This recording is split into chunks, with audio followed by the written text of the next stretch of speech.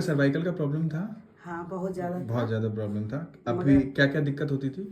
ये जो चक्कर भी बहुत ज्यादा आते थे। हाँ हाँ। उल्टियाँ भी होती थी बहुत ज्यादा। अच्छा। और हमें काम करने में भी बहुत दिक्कत होती थी, गर्दन हमेशा दर्द रहती थी।